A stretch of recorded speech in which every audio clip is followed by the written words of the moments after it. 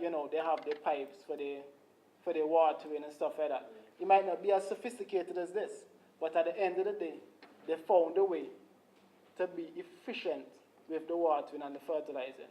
And sometimes it's good to look at these things and see how it is you can be able to be innovative and implement it into your business. Now, technology has gone so far. Husbandry is very ticklish because when you're building a big infrastructural building, it costs billions of dollars. And something as like layers, broilers, they can get more buck on the square footage because a layer cage system, they only use somewhere 1.7 square feet. And they can go up 3-4 tiers. So you can get more money, more revenue per square footage than piggery. Because as you can see before, all they're doing is that they just have they're growing out areas, but there's nothing on top. Now, they're now looking to do tier system for pigs. And this is what they're looking to do. So the pigs will still be at the bottom, and some may be at the top.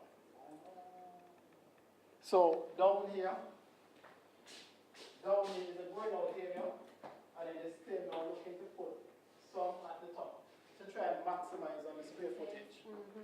And that's something that they're now testing, especially out in Europe, to be going into that. So those are just ways to just be much more creative, be more innovative.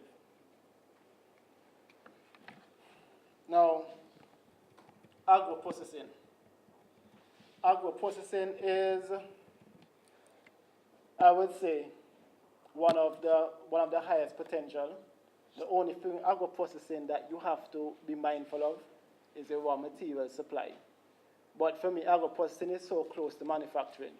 Because if you have the raw material, you're almost guaranteed that you will have an end product.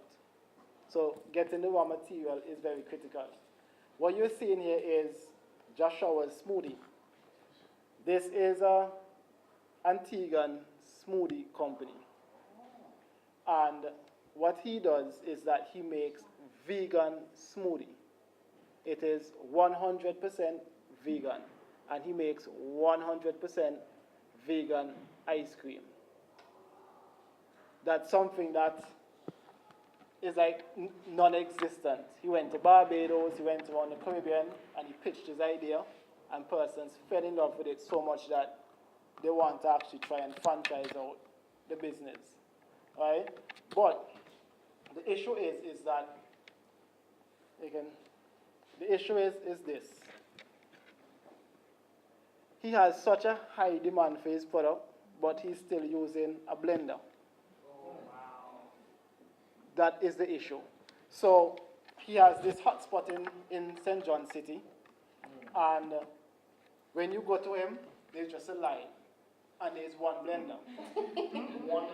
One blender. So he's now trying to throw in all his ingredients, blend it, serve next. And what you found happening there is that the taste, it became inconsistent. You will go first, if you're by yourself, it will be the amazing smoothie. Because he has time to prepare it. But then when you go and you have 10 persons, it's best to turn back. Because if you're the 9th person, you might get something hurried down. Right? Because he did not see, listen, it's time to now step it up a bit. But then there are challenges with mechanization as well in which we get to. So it's not entirely on the owner's fault as well, because they still have to think about financing, capital, specialized labor and stuff like that. But that was his issue, the mechanization part. Whereas what it is that he could have done was get a smoothie machine. So in that way, you can now be able to put in all the ingredients, and this can serve up maybe 1,000, 2,000 smoothies in a day without refilling. So in that way, persons, when they come, they can get the smoothie right away. It tastes the same, tastes great, and they branch off. What it is that he was trying to do as well was to bottle it and get into the supermarkets. But then again, if you're making from a blender, and now you have to try to pour in those thick smoothie in a water bottle, like that, I mean, that's going to be a massive challenge. Really massive challenge. I was going to ask about the bottle. If it's in the supermarket and what's the shelf life on it? I'm not sure what the shelf life is, but he is not in the supermarkets because of demand.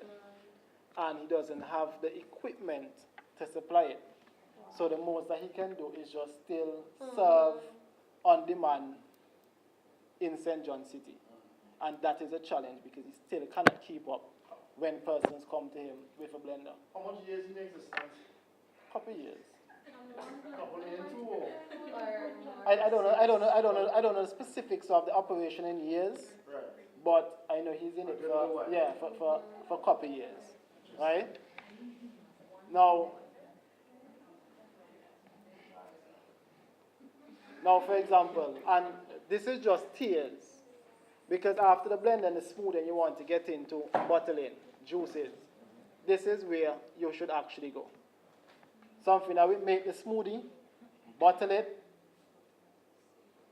seal it, put the label, and you're ready to go. So sometimes when you're thinking about your business, you have to think in steps and you have to think ahead.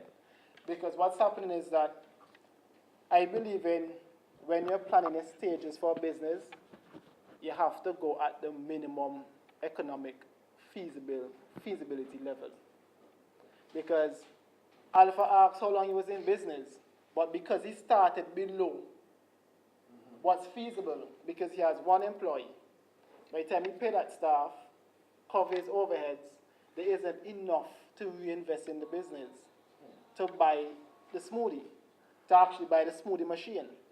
And then because of the climate in which we live in terms of financing and capital is so hard, it's a situation where he doesn't have access to finance.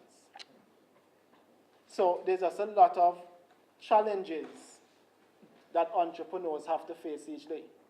So maybe sometimes what he could have done was maybe instead of one blender, maybe get 4 blender. And then maybe get 5, 6 until they reach that economic point where you can get a smoothie machine. So sometimes you just have to just really think out the box and just always reinvent your business until you get to that level. Because, I mean, it's very easy for us to look at it and say, you know, why the blender get the smoothie machine, but it all boils down to money, capital. And that's something that's just really important and that impedes a lot of young entrepreneurs, a lot of us. I talked about it. The pros and cons is just specifically capital. It is heavily reliant on capital. For example, so far we have spent over $3 million into mechanization of LCP Industries. It is very heavily reliant on capital. And the important thing to note, especially when you're raising capital, is that persons want to know that you have a vested interest into your business. If you have a concept, an idea, more than likely, you may not get someone to invest or donate. Because a lot of these grant funds right now, if you're talking about grants, some have matching contribution. Some, they want to see that you have XYZ contribution based on the amount that you're asking for. And if you're going to the bank, they're going to say, hey, you need XYZ equity in your business first. An investor, same thing. Or if you get an investor and you don't have anything in it, you know, they're taking maybe 60, 70%. So your business is already diluted. So what we did, as I said from the start, I believe in partnerships. A lot of persons, I would say partnership is a leadership. I don't think that, because this right here between the 4 of us here is a partnership, whether you believe it or not. I believe strongly in networking. So just don't think about it as I. Try and find partners, try and pool resources, try and start.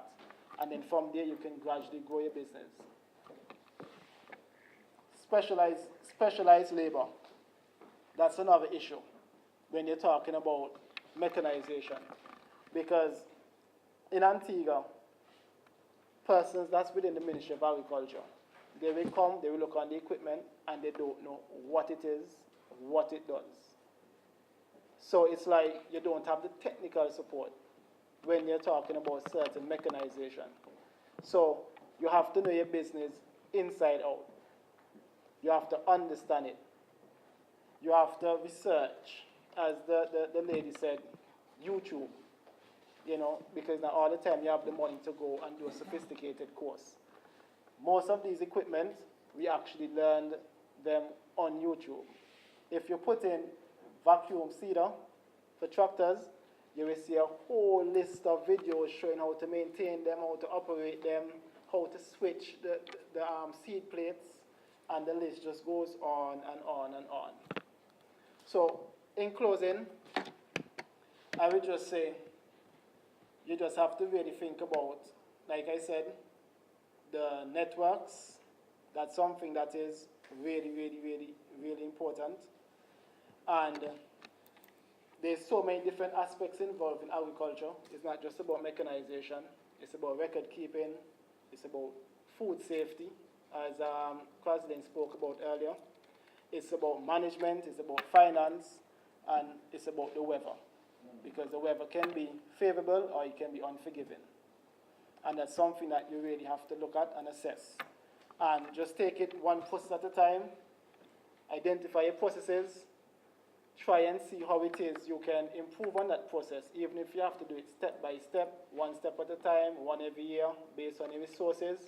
But what we're trying to do is not just food security in Grenada, not just food security in Antigua, not just the OECS, but CARICOM, and let's think global. Thank you.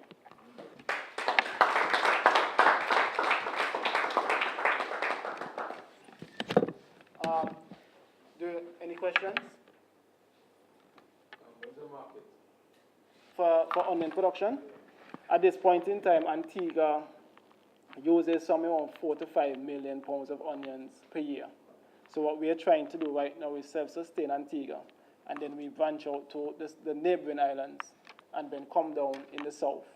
But like I said, the weather can be unforgiving. I heard someone saying that they had water issues in Grenada.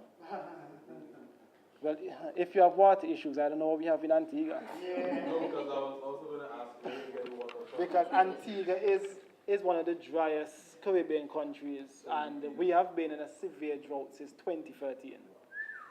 So where do you get water from? Well, right now we get water from the national dam. Okay, so, right? So you pay?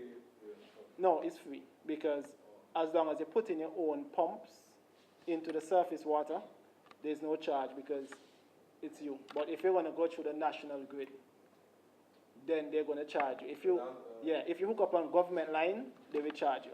So so the pumps run simultaneously, pump to pump to pump? No. It's just we can pump straight from the inlet right back out to the drip line. We only have 5 pumps if we want to increase the amount of volume of water we're pumping. So you're close to the dam? Yeah. Oh, okay. Yeah, our land is borderline with the dam. So there's anyone between us and the dam. We are right next to the dam. That's one of the major challenges, even for mechanization, because a lot of the land, the topography is different. We don't have a lot of flat land. When you do have, you see the thing about it with drip irrigation, right, is that you have to look at pumps with total head. So, for example, you have to look at the elevation, the total elevation. So, our elevation between the dam and our highest irrigation point is somewhere around 60 feet elevation. So, we bought a pump that has 110 feet of head, because we already know that we're going to lose 60 psi just to get the water to the plot. So, you leave back with 40 psi. And when you start thinking about differential pressure loss with all the couplings and all the different things you have to go through and friction losses, we are getting somewhere around 30 psi on the plot. So if for Grenada, what's going to happen for you is not that you can't get it. You're going to it's going to take more capital for you to get a pump that have a really high head. But I was referring to the tractor. And the tractor. Even just the flow, is that a challenge for us? It is. And